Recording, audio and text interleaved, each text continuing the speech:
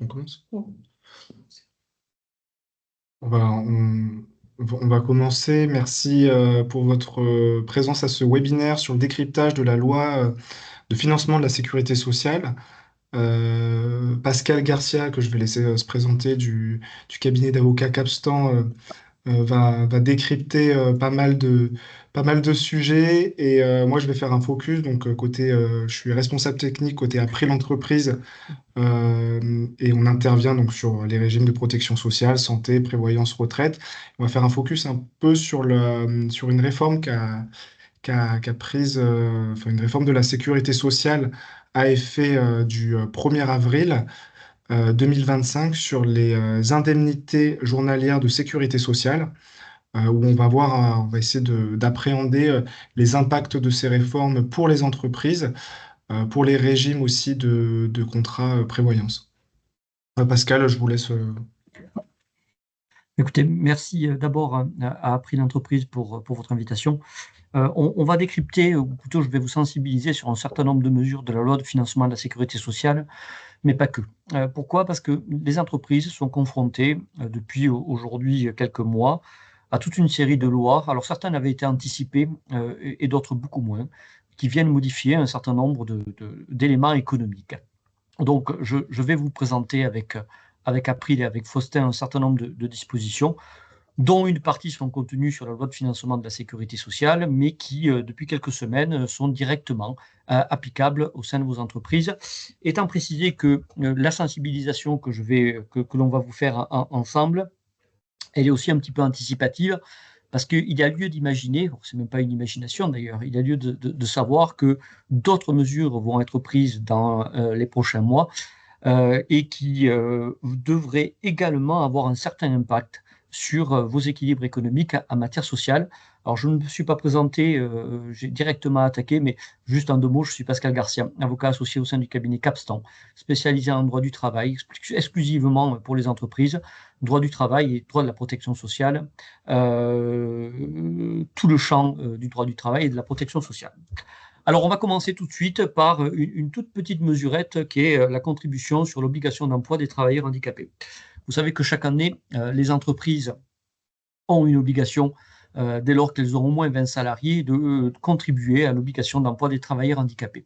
Cette obligation, elle se traduit de deux manières, soit une obligation d'emploi, c'est-à-dire employer des salariés reconnus en qualité de travailleurs handicapés, et si vous n'avez pas, entre guillemets, votre quota, alors je déteste l'expression, mais malheureusement, c'est comme cela, c'est-à-dire si vous ne remplissez pas votre obligation d'emploi à hauteur de 6% de votre effectif moyen annuel, vous devez payer une contribution libératoire en contrepartie du fait que vous manquez à votre obligation d'emploi. Alors cette contribution obligatoire, jusqu'à présent, il y avait un certain nombre de dépenses qui pouvaient s'imputer et qui ne s'imputent plus depuis l'exercice 2025. Alors, il s'agit des dépenses suivantes. C'est la participation à des événements promouvant l'accueil, l'embauche directe et le maintien dans l'emploi des travailleurs handicapés, des partenariats avec des associations ou des organismes œuvrant pour la formation, l'insertion sociale et professionnelle des travailleurs handicapés, et enfin des actions concourant à la professionnalisation des dirigeants ou des travailleurs d'entreprises handicapées. Jusqu'à présent, quand vous contribuez à ce type d'action, eh bien, les dépenses afférentes étaient imputables de la contribution financière que vous payez. Elles ne le sont plus aujourd'hui. Restent donc uniquement pour imputer sur votre contribution les prestations d'accompagnement des bénéficiaires de l'obligation d'emploi, les actions de sensibilisation et de formation des salariés données par d'autres organismes afin de favoriser la prise de poste et le maintien en emploi des bénéficiaires de l'obligation d'emploi, la réalisation de diagnostics et de travaux visant à rendre les locaux accessibles aux bénéficiaires de l'obligation d'emploi hors obligation légale. Voilà, très clairement, en faisant cela, on veut augmenter le montant de votre participation payée directement. Deuxième mesure, une mesure en matière de formation professionnelle qui impacte une catégorie spécifique de collaborateurs que sont les apprentis. Alors, pour refaire un petit peu d'historique, vous savez que post-Covid, le gouvernement avait décidé d'avoir une politique très, très favorable à l'emploi des apprentis. Et cette politique extrêmement favorable à l'emploi des apprentis se traduisait principalement par une aide à l'embauche des apprentis. Alors, cette aide à l'embauche a été reconduite d'année en année. Elle était de 6 000 euros pour l'embauche d'apprentis et elle se reconduisait d'année en année et elle avait pour terme le 31 décembre 2024. De nouveaux décrets ont été publiés pour modifier l'aide à l'embauche d'un apprenti qui est passée de 6 000 à 500 euros pour les entreprises de moins de 250 salariés et à 2 000 euros pour les autres entreprises. Alors, l'aide reste fixée à 6 000 euros pour l'embauche d'apprentis en situation de handicap. Alors, ce nouveau régime d'aide, il est applicable pour les contrats d'apprentissage conclus à partir du 24 février 2025. Donc, on est sur une baisse légère pour les entreprises de moins de 250 salariés, vu qu'on ne perd que 1 000 euros, plus sensible pour les entreprises de plus de 250 salariés parce qu'on perd 4 000 euros d'aide. Alors attention, juste une précision pour les entreprises de plus de 250 salariés, l'aide est accordée sous réserve que vous remplissiez votre obligation de quota de salariés embauchés en formation alternante. Si vous ne remplissez pas ce quota-là, bien évidemment, l'aide ne vous est pas accordée. Alors ça, c'est par rapport aux entreprises. Deuxième mesure, alors que vous ne trouverez pas dans le support, je vous prie de m'en excuser, qui concerne directement les entreprises, c'est que si maintenant vous recrutez depuis le 1er avril un apprenti pour faire une formation de niveau Bac+3 et au-delà, vous savez que jusqu'à présent, pour ces formations Bac+3 et au-delà, le coût de la formation était pris en charge directement par les OPCO. Depuis le 1er avril dernier, si vous procédez à un recrutement d'apprentis pour une formation Bac+3 et au-delà, il y aura une partie du coût de la formation qui va vous être directement refacturée. Il y a un décret qui a prévu le montant forfaitaire de cette formation qui vous sera refacturé. Mais sachez que pour les formations de haut niveau, vous avez effectivement une conséquence financière complémentaire. C'est la participation, alors qui est forfaitaire et qui n'est pas intégrale, bien évidemment, au coût de la formation pour les apprentis, alors que jusqu'à présent, ce n'était pas le cas. Alors ça, c'est les conséquences pour les entreprises. Pour les apprentis, ils n'ont pas été oubliés par le législateur. Pourquoi? Parce que le législateur a décidé également de modifier les règles d'exonération sociale au bénéfice des apprentis. Alors jusqu'à présent, il y avait deux règles qui s'appliquaient à leur profit. C'est que d'abord, leur rémunération était exonérée de CSG, CRDS, et qu'ensuite, et par la suite, et à titre complémentaire, veuillez m'excuser, leur rémunération était exonérée de charges sociales salariales pour la partie qui n'excédait pas 79% du SMIC. Eh bien, le législateur a décidé que pour les contrats conclus depuis le 1er mars 2025, les apprentis ne sont plus exonérés de CSG, CRDS pour la partie de rémunération qui excède 50% du SMIC et que, par ailleurs, ils ne sont exonérés de cotisations sociales salariales que pour la partie qui excède également 50% du SMIC, alors que jusqu'à présent, l'exonération allait jusqu'à 79% du SMIC. Ce qui veut dire, de manière très opérationnelle, que si je suis embauché dans une entreprise avec une rémunération qui excède 50% du SMIC, eh bien pour la partie qui excède, je vais payer de la CSG CRDS alors que j'en étais précédemment totalement exonéré. Et pour la partie qui excède toujours 50% du SMIC, je vais payer des cotisations sociales salariales alors que jusqu'à présent, j'en étais exonéré jusqu'à 79% du SMIC. Alors, quand j'ai présenté cela dernièrement auprès d'un certain nombre d'experts comptables, une personne m'a fait quand même une remarque plutôt pertinente parce que moi, sur la mesure en elle-même, je la trouvais assez inéquitable. Et quelqu'un m'a dit, vous savez, il y a certaines entreprises ou certains secteurs d'activité, en fonction de la rémunération de l'apprenti, potentiellement, vu le niveau d'exonération auquel il pouvait prétendre, il gagnait plus en net qu'un salarié qui avait un poste fixe et qui travaillait de manière permanente. Donc, effectivement, ça conduit à une forme de rééquilibrage, tout relatif, bien évidemment, mais une forme de rééquilibrage. Donc, pour l'apprentissage, vous l'avez compris, baisse du montant des aides pour les entreprises, participation forfaitaire au coût de la formation pour les formations de Bac+3 et réduction des seuils d'exonération sociale ou de CSG pour les apprentis. L'idée étant toujours la même, récupérer des charges sociales. Toujours en matière de protection sociale et de sécurité sociale, alors on va rentrer un peu dans le cœur de la formation ou de notre intervention de ce jour. La politique, on va dire, d'arrêt maladie qui est en train de s'accentuer. Alors, ce n'est qu'un début. C'est-à-dire que ce que l'on va vous présenter avec Faustin, ce n'est que le début d'un phénomène, parce que je ne sais pas si vous avez écouté les actualités ces derniers jours. La CPAM, la CRAM a proposé un certain nombre de mesures complémentaires compte tenu du niveau de déficit atteint ou en perspective. Et donc, on est dans une logique très clairement de la part des régimes de protection sociale de trouver des solutions pour, entre guillemets, limiter le déficit. Alors, pour limiter le déficit, il y a déjà deux premières mesures qui ont été mises en œuvre. Alors, une première mesure, c'est que les périodes non prescrites de 2 arrêts de travail sont plus indemnisées par la sécurité sociale. Alors, ça veut dire quoi en français? Ça veut dire que quand un salarié, jusqu'à présent, avait un arrêt de travail qui se terminait un vendredi et qu'il obtenait un renouvellement de son arrêt le lundi, ben, le samedi-dimanche était considéré comme une période d'arrêt de travail couverte par le versement des indemnités journalières de sécurité sociale. La sécurité sociale a décidé que cette période intermédiaire entre la fin d'un premier arrêt et le renouvellement de l'arrêt, alors que ce soit un samedi-dimanche ou que ce soit un jour férié, ne serait plus indemnisée par la sécurité sociale, sauf si le salarié régularise sa situation. Encore faut-il que le médecin accepte cette régularisation. Alors, effet pour la sécurité sociale, c'est que par définition, elle ne va pas payer des indemnités journalières de sécurité sociale sur cette journée ou ces 2 journées intermédiaires entre la fin d'un arrêt et son renouvellement.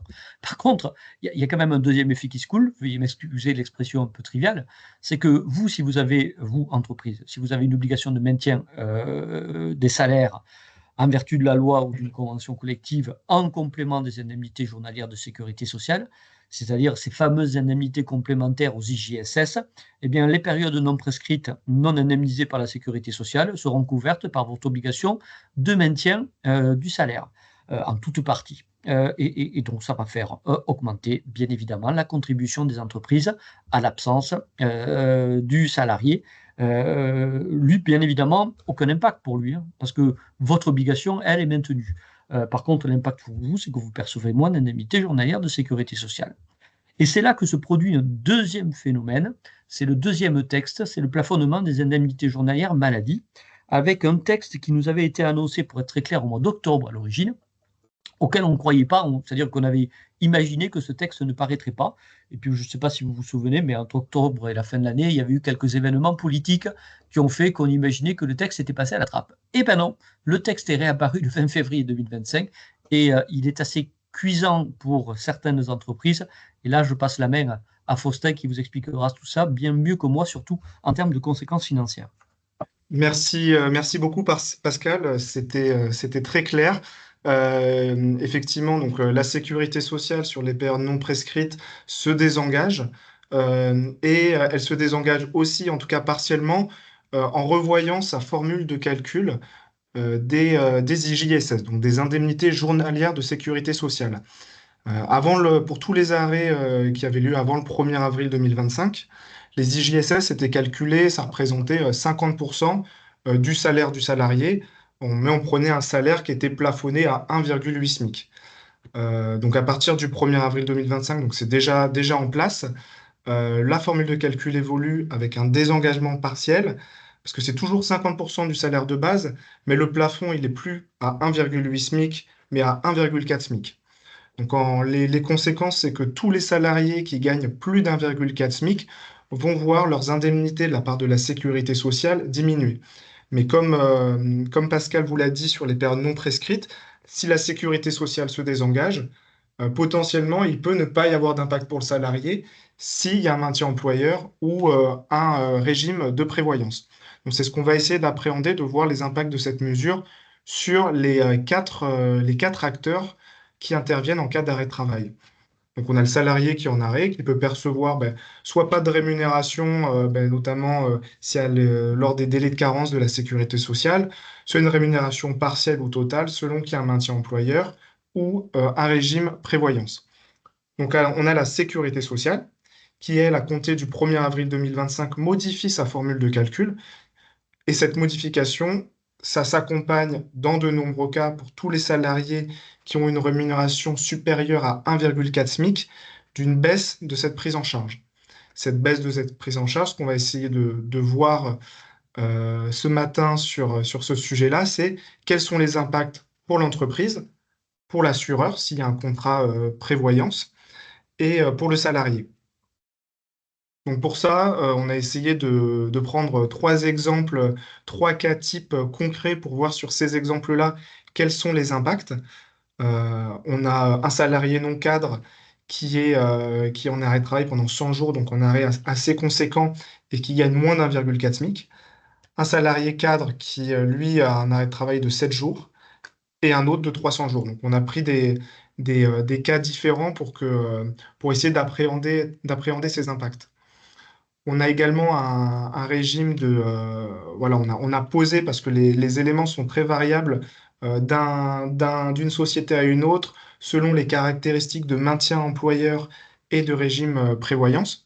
Donc là, on a posé des hypothèses sur cet exemple-là, avec un maintien employeur qui différait selon les non-cadres et les cadres. On va voir plus en détail et un peu plus visuellement, graphiquement ces éléments qui sont là peut-être un petit peu bruts, un petit peu... voilà. Donc, sur le premier exemple, donc le salarié qui gagne moins d'1,4 SMIC, ben, finalement, il n'est pas concerné par la réforme. Donc, c'est assez simple, on peut vite l'enlever. Tous les salariés des entreprises que vous accompagnez qui ont des niveaux de rémunération inférieurs à 1,4 SMIC, ben, finalement, cette réforme-là, elle vient pas les impacter. Par contre, dans nos deux autres exemples, donc l'exemple du salarié qui gagne plus d'1,4 SMIC, mais qui a un arrêt de travail donc plutôt de courte durée de 7 jours avec pas d'intervention de maintien employeur.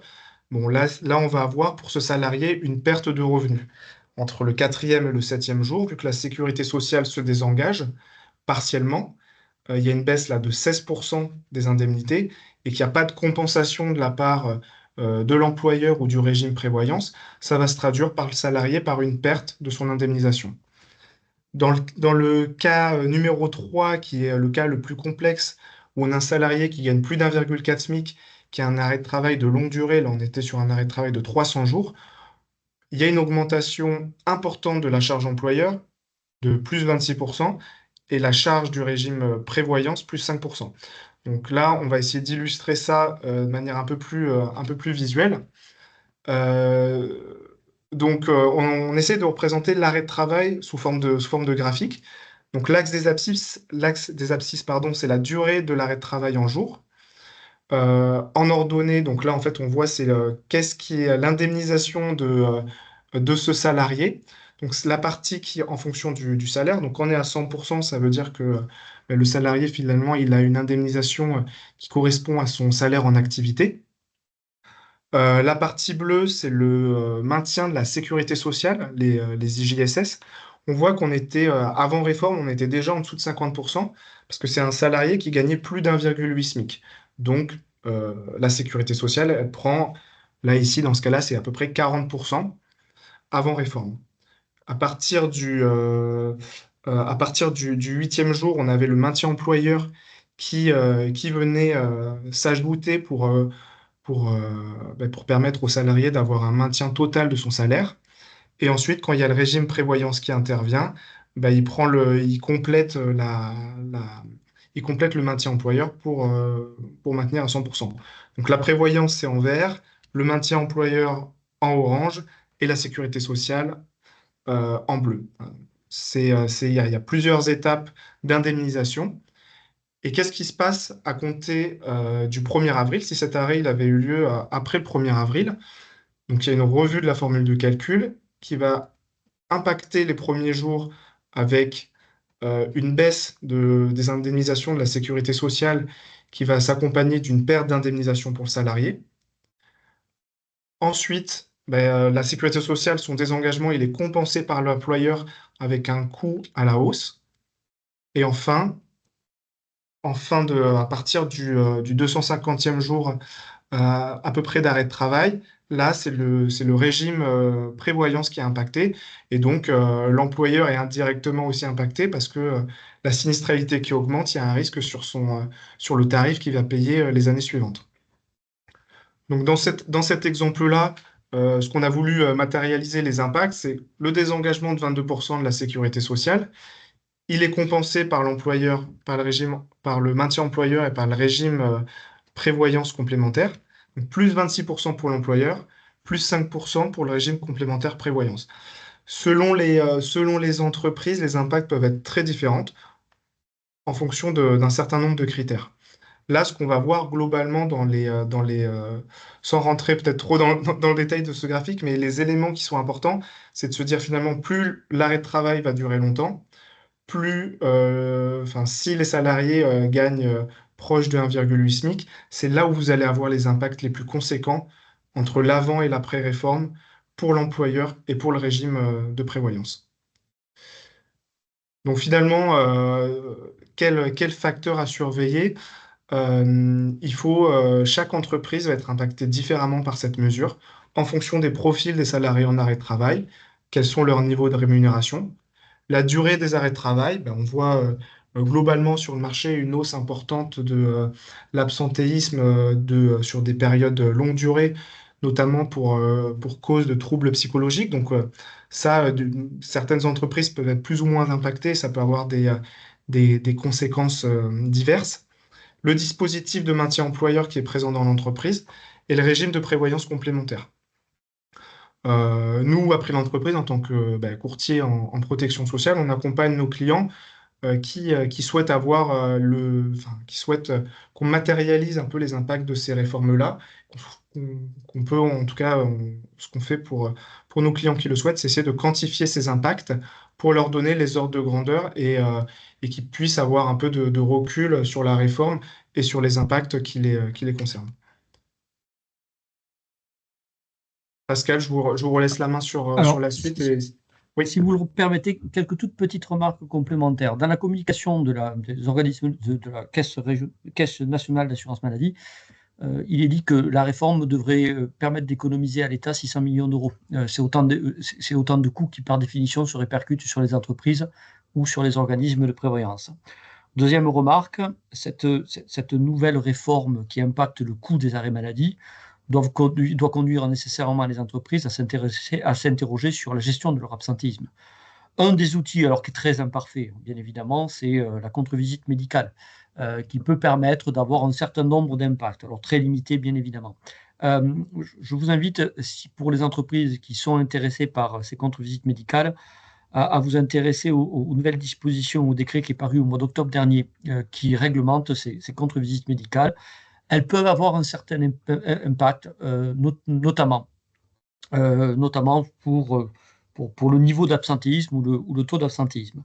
Troisième remarque, alors qui est un peu accessoire, mais sur lequel j'attire votre attention, on a été confronté au cours des derniers mois à toute une série d'arrêts de travail frauduleux qui sont transmis par certains salariés et qui s'achètent très clairement sur Internet. Il faut savoir que les organismes, la Caisse nationale d'assurance maladie a bien évidemment été sensibilisée à ce sujet. Et à partir du 1er juillet 2025, les médecins seront obligés d'utiliser de nouveaux formulaires d'arrêt de travail sécurisés avec notamment un QR code. Et quand vous recevez ces formulaires d'arrêt de travail avec un QR code, je vous invite à flasher dessus parce que ça vous permet de vérifier la validité de l'arrêt de travail et vérifier si cet arrêt est conforme à celui qui a réellement été prescrit par un médecin du travail. Alors tout ceci peut paraître très anecdotique, mais ça conduit quand même à s'interroger, à ce que les entreprises doivent s'interroger sur la gestion effectivement de ces arrêts de travail. Il y a beaucoup de choses à faire, étant précisé qu'il faut être bien clair.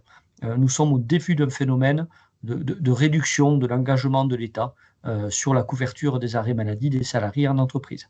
Donc, la mesure que l'on vient de vous présenter, elle est déjà extrêmement impactante sur le coût des arrêts de travail, mais c'est sûrement la première ou la deuxième d'une longue série de mesures qui vont intervenir dans les prochains mois, voire les prochaines années. Donc, vous devez nécessairement, vous, chef d'entreprise ou RH, avoir une vision et une politique de gestion des arrêts maladie qui ne soit pas que coercitive, ce n'est pas le débat, mais qui soit, entre guillemets, vigoureuse et mise en place.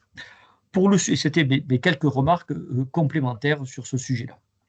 Mais vérifiez vos arrêts de travail, parce que vraiment, j'ai eu toute une série de mauvaises surprises chez un certain nombre de mes clients. Tout ceci devrait s'arranger avec des nouveaux formulaires à partir du 1er juillet prochain. Sur la loi de financement de sécurité sociale pour 2025, vous savez que cette loi a fait l'objet d'abord d'une censure. Elle a été promulguée très tardivement avec des mesures qui étaient annoncées qui ont été retirées. Notamment, il était prévu d'avoir une indexation différée des pensions de retraite, ça a été décalé. On avait prévu de supprimer encore un jour férié de 7 heures pour financer les retraites. Ça a été également supprimé, donc on reste à une seule journée de solidarité. Et on avait prévu un déremboursement partiel des consultations médicales. Tout ceci a été oublié. Par contre, si ceci a été oublié, il y a d'autres mesures qui sont effectivement mises en place dans les entreprises. Et une des mesures la plus impactante ou une des mesures les plus impactantes pour les entreprises. Enfin, c'est en fait un premier niveau de réforme sur les réductions de cotisations patronales. L'idée aujourd'hui, pour être clair, c'est qu'aujourd'hui, vous, entreprise, vous avez et vous bénéficiez de 3 régimes qui se cumulent de réduction de cotisations patronales. Ces 3 régimes sont les suivants. Vous avez d'abord un premier régime qui est un régime de réduction de cotisations patronales sur les cotisations maladie. Vous avez un deuxième régime qui est de réduction de cotisations patronales familiales. Et vous avez un régime général de réduction de cotisations patronales. Alors, juste avant, s'il vous plaît, Faustin, Oui, pardon. le précédent, merci. Un troisième régime qui est le régime de réduction générale de cotisations patronales, que l'on appelle encore aujourd'hui la réduction Fillon, qui avait été mise en place il y a quelques années. Le gouvernement a décidé, sur ces 3 régimes de réduction générale de cotisations, de les impacter en 2025 et encore plus en 2026. Alors, en 2025, qu'est-ce qu'il se passe? Alors, premièrement, sur le régime de réduction de cotisation maladie, jusqu'à présent, il y avait une réduction du pourcentage de cotisation qui passait de 13 à 7% pour les rémunérations qui n'excédaient pas 2,5 SMIC. Et bien maintenant, le seuil est passé de 2,5 à 2,25 SMIC. Donc, on a en fait un seuil d'application de la réduction de cotisation maladie qui passe de 2,5 SMIC à 2,25 SMIC. Conséquence, slide suivant, s'il vous plaît. La conséquence est assez simple, hein. C'est que si vous prenez un salarié qui gagne 2,26 SMIC, c'est-à-dire juste au-dessus du nouveau seuil, avant, vous aviez un montant d'allègement de cotisation maladie annuelle qui était de 2 931 €. Ben, par définition, vu que le seuil est passé à 2,25 SMIC, il passe à 0 €. Alors ensuite, vous avez une deuxième réforme, c'est la cotisation famille. Cette cotisation famille, jusqu'à présent, elle était réduite pour les salariés qui gagnaient moins de 3,5 SMIC. Et bien maintenant, on passe de 3,5 à 3,3 SMIC. Donc, encore une fois, on baisse le seuil en deçà duquel vous aviez droit à la réduction de cotisation famille. Conséquence, slide suivant, si vous prenez un salarié qui gagne 3,31 SMIC, c'est-à-dire juste au-dessus du nouveau seuil, en 2024, vous aviez un allègement de cotisation patronale d'allocation familiale qui était de 1 266 €, et maintenant il passe à 0 €. Et puis ensuite, vous avez une nouvelle réforme, qui est la réforme de la réduction générale de cotisation patronale, la fameuse Fillon. Alors là, slide suivant, s'il vous plaît, Faustin. Oui. Excusez-moi. Alors là, sur cette réduction Fillon, il y avait toute une série de modifications qui étaient envisagées.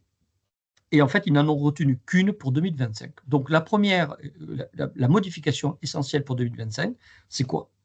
C'est que quand vous calculez votre réduction générale de cotisation patronale, qui s'applique pour les salaires qui n'excèdent pas 1,6 SMIC, eh bien, vous allez devoir, en 2025, prendre en compte les primes de partage de valeur que vous allez verser aux salariés. Vous savez, ces fameuses PPV que l'on appelait les primes Macron, il fut un temps. Jusqu'à présent, ces primes Macron étaient exonérées absolument de tout et elles n'étaient pas prises en compte comme élément de rémunération pour calculer la réduction générale de cotisation patronale. Eh bien, à partir du 1er janvier 2025, si au cours de l'année 2025, vous décidez de verser une PPV, une prime de partage de valeur, eh bien, cette prime de partage de valeur, elle va être intégrée dans la formule de calcul de la réduction générale de cotisation patronale comme étant un élément de rémunération. Alors, la prime de partage de valeur, elle garde l'intérêt pour les entreprises, notamment les structures de moins de 50 salariés, voire même au-delà, parce que vous savez que dans les structures de moins de 50 salariés, elles restent exonérées à peu près de tout, sauf pour les salariés qui gagnent plus de 3 SMIC. Et pour les structures de plus de 50 salariés, elle est soumise uniquement à CSG, CRDS, à forfait social et à impôt sur le revenu, sauf si le salarié affecte les sommes de la PPV à un plan d'épargne d'entreprise. Mais là, la conséquence de cette modification telle que je vous la présente, c'est que si vous versez une PPV en 2025, alors même qu'elle est totalement ou partiellement exonérée, elle rentre dans votre formule Fillon. Conséquence, si on peut avancer, s'il vous plaît, Faustin. Conséquence de l'opération. Alors, on va avancer également. Conséquence de l'opération. On continue, s'il vous plaît, à Ouais, avancer. volontiers. Voilà, stop, on ne bouge pas. Ok. Conséquence de l'opération, c'est quoi? Conséquence de l'opération, c'est que si on prend un salarié dans une entreprise de plus de 50 salariés qui gagne le SMIC, d'accord? Ce salarié-là qui gagne le SMIC, en 2024, vous aviez droit à une réduction générale de cotisation qui était de 6 988 € en appliquant la formule classique de réduction générale de cotisation. Si vous versez une PPV d'un montant de 785 €, cette PPV que vous allez intégrer dans la formule va conduire à ce que votre réduction générale de cotisation patronale elle passe à 6 567 € et quelques broutilles, ce qui veut dire que vous allez perdre 420 € d'allègement de cotisation patronale. Donc votre PPV exonéré, juste avant s'il vous plaît, votre PPV exonéré elle va vous coûter 785 €, mais elle va également vous coûter 420 € d'allègement de cotisation que vous allez perdre. D'accord? Ça, c'est une mesure directement impactante pour 2025. Donc, en 2025, 3 modifications importantes pour les entreprises. On modifie le seuil pour la réduction générale de cotisation patronale maladie. On modifie le seuil à la baisse pour la cotisation familiale. On modifie la formule de la réduction générale de cotisation patronale en introduisant le fait que si vous versez une PPV, eh bien, par définition, c'est considéré comme un élément de rémunération. Ça, c'est 2025. 2026, perspective. 2026, perspective, ben ça va être vite réglé sur 2026. On en reste là, s'il vous plaît. Sur 2026, les 3 régimes de réduction de cotisation patronale que je viens de vous exposer sont supprimés. Donc, on revient à un régime de droit commun en matière de cotisation maladie, on revient à un régime de droit commun en matière de cotisation familiale, et la formule de la réduction générale de cotisation patronale est totalement supprimée. Et en lieu et place, nous a été annoncée une nouvelle formule de réduction générale de cotisation patronale. Alors, ça ne sera plus une Fillon, ça sera je ne sais pas quoi, une Bayrou, ou je ne sais plus quel sera le Premier ministre alors existant, mais nouvelle formule. Alors, en nous vendant que la formule sera plus intéressante vu qu'elle concernera les salariés qui gagnent jusqu'à 3 SMIC, alors que jusqu'à présent, la formule de réduction générale de cotisation patronale concerne les salariés qui gagnent jusqu'à 1,6 SMIC. Donc, on a une formule qui devrait concerner plus de salariés. Ma difficulté, elle est la suivante, c'est que la formule, je ne la connais pas. Et moi, vous savez, je ne peux apprécier les conséquences d'une future nouvelle formule que quand j'en aurai connaissance. Avec une crainte, vous l'avez compris dans mes paroles, c'est qu'en fait, la nouvelle formule qui aura prétendument un périmètre plus large, soit globalement moins favorable pour les entreprises. Donc, soyez très attentifs quand vous allez faire vos budgets pour 2026 pour le calcul de vos cotisations patronales et pour l'analyse du montant de vos cotisations patronales, parce que cela va dépendre d'une nouvelle formule de réduction générale que je ne connais pas, que je ne maîtrise pas et qui apparaîtra le jour où sera proposée la loi de financement de la sécurité sociale pour 2026. Donc, je vous sensibilise sur ce point parce que soit nous aurons une bonne surprise, soit nous aurons une mauvaise surprise. Donc, voilà le sujet qui peut vous impacter tous pour 2026. Et de toute façon, sur 2025, si vous êtes dans une logique de verser des PPV, des primes de partage de la valeur, analysez l'impact sur votre réduction générale de cotisation patronale. Nous pouvons poursuivre sur le sujet. Autre mesure adoptée, mais je le cite à titre anecdotique, il y a eu une augmentation de la contribution patronale sur l'attribution d'actions gratuites qui est passée de 20 à 30%.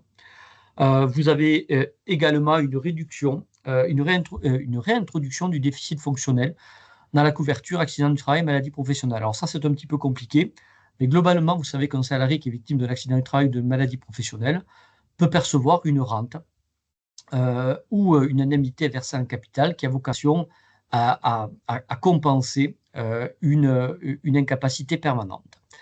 Jusqu'à présent, cette rente, elle était calculée uniquement de son incapacité permanente professionnelle et fonctionnelle, et elle ne prenait pas en compte d'autres éléments à indemniser. et notamment un déficit fonctionnel permanent. Le barème a été réévalué de manière assez importante, ce qui veut dire que ça impactera bien évidemment vos taux accidents du travail à partir du 1er juin 2026, alors uniquement bien évidemment si vous avez des salariés qui ont été victimes d'accidents du travail ou de maladies professionnelles et qui bénéficient aujourd'hui de ce type de rente. Donc ça peut avoir un impact sur votre taux d'accident du travail. Ça, c'était la loi de financement de la sécurité sociale. Alors, on l'avait un petit peu anticipé. On savait qu'il y allait y avoir les mesures que je viens de vous présenter qui sont assez impactantes. Ce qu'on n'avait pas anticipé, par contre, mesdames, messieurs, c'est un arrêté du 25 février 2025. Alors ça a été une très mauvaise surprise pour beaucoup d'entreprises sur les nouvelles règles d'évaluation des avantages en nature. Vous savez que dans les entreprises, il y a toute une série d'avantages en nature. Et jusqu'à présent, j'avais un arrêté de 2003 qui définissait les avantages en nature. Alors, des avantages en nature dans les entreprises, il y en a 3 fondamentalement, principalement. Le premier, c'est la fourniture de nourriture pour certains secteurs, principalement l'hôtellerie, café-restaurant. Deuxièmement, vous avez le bénéfice, alors c'est beaucoup plus rare, de mise à disposition d'un logement de fonction. Et troisièmement, vous avez surtout l'avantage en nature qui concerne beaucoup de structures, c'est le véhicule. Alors, juste avant, sur l'avantage en nature véhicule, nourriture, veuillez m'excuser. Globalement, ils n'ont fait que réévaluer le montant de l'avantage en nature nourriture sans qu'il y ait de modifications importantes, notamment pour le personnel des hôtels, cafés, restaurants. Donc, c'est uniquement une réévaluation du montant.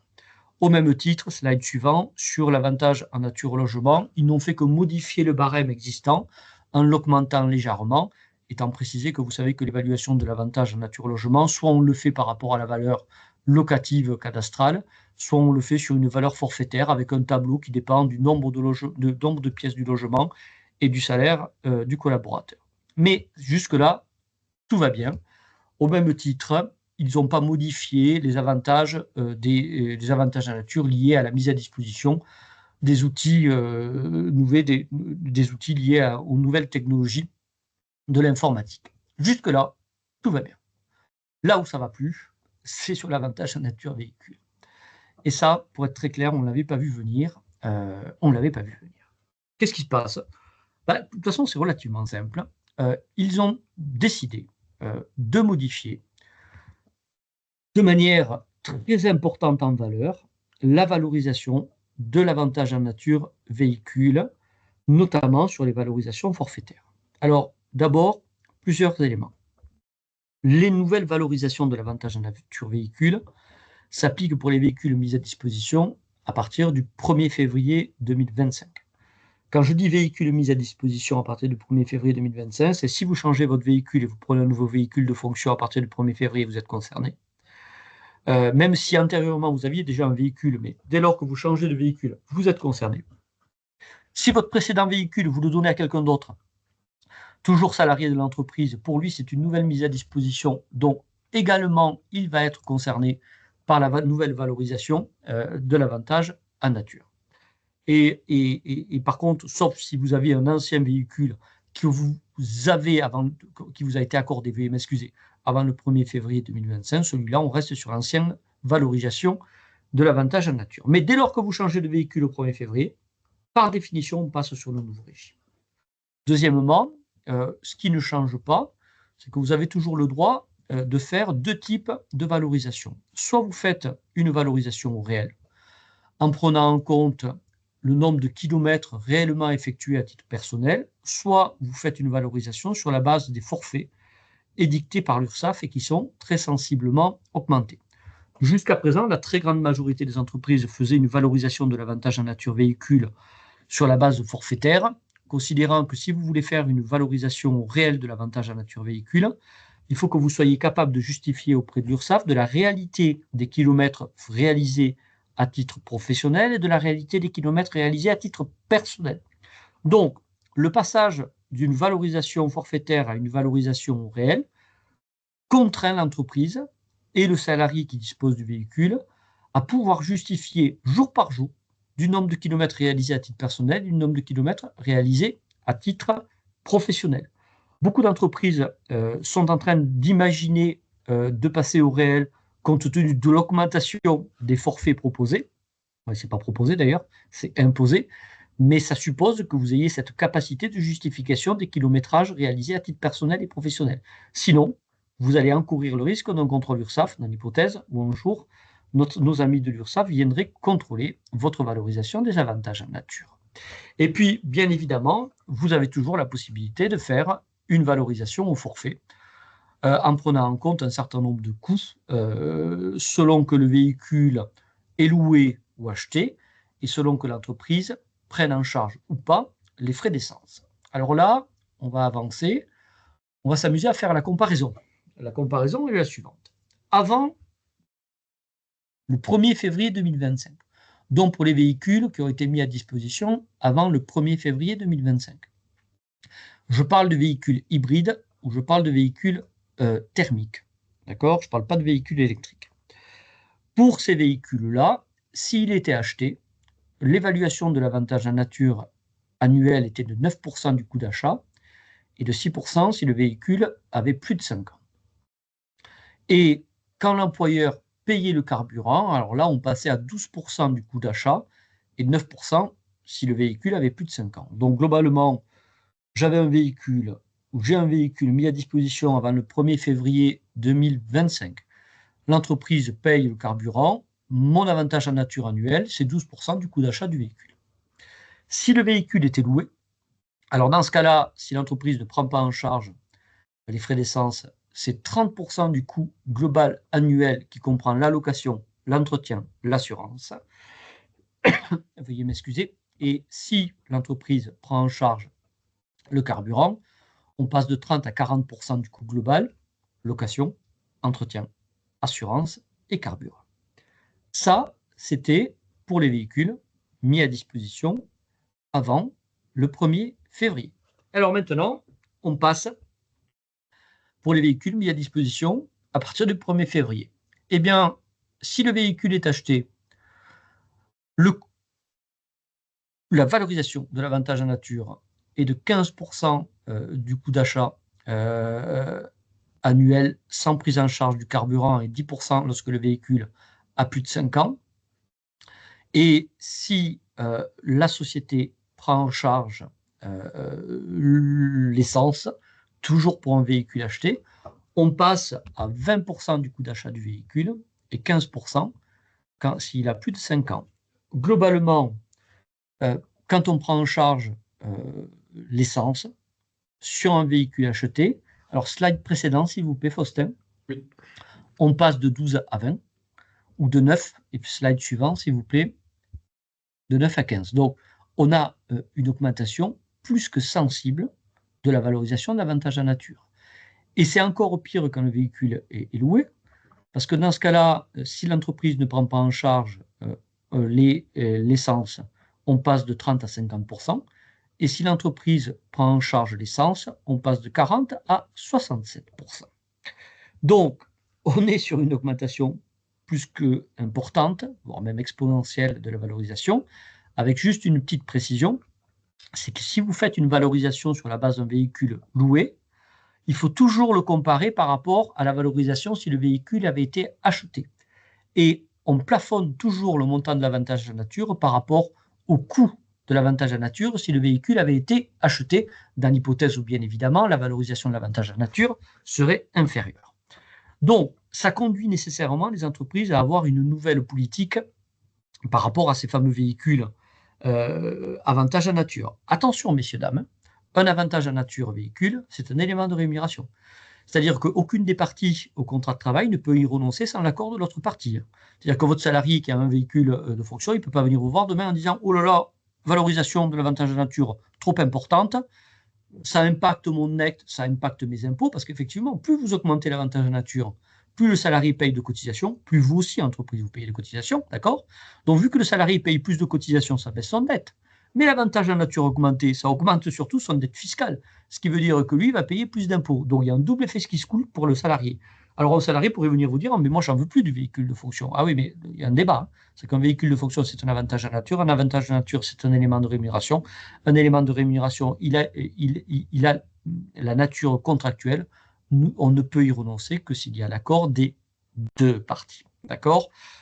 Donc, soyez vigilants par rapport à ça. Soyez vigilants également au réflexe qui dirait ben, on passe sur une valorisation au réel et non plus forfaitaire en prenant en compte le nombre de kilométrages effectués réellement à titre personnel par le salarié, parce que derrière, ça suppose une obligation de justification qui est extrêmement compliquée.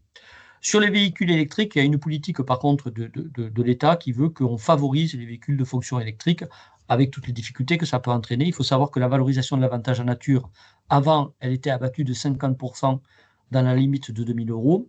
Sur le nouveau régime, eh bien, l'abattement, il est de 70% dans la limite de 4 582 euros. Sauf qu'il y a une condition particulière, il faut que ce soit un véhicule électrique et qui respecte le fameux score environnemental posé par le Code de l'énergie.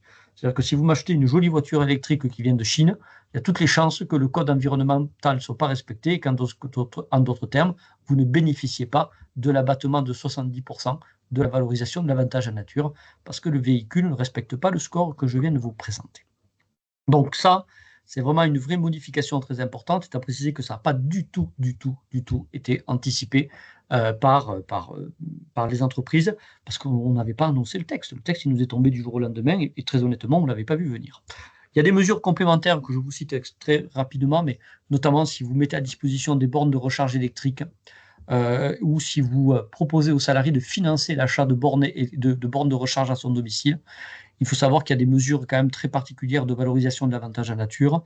Et notamment, je vous en cite une qui peut vous intéresser, c'est que si vous mettez aujourd'hui à disposition une borne de recharge électrique, alors au sein de l'entreprise, pour les véhicules électriques des salariés, l'État admet que l'utilisation de ces bornes de recharge et donc l'électricité utilisée, elle n'est pas valorisée comme avantage en nature au profit des salariés. Donc, il n'y a pas de valorisation de cet avantage en nature, même si vous fournissez de l'électricité, attention, dans les locaux de l'entreprise.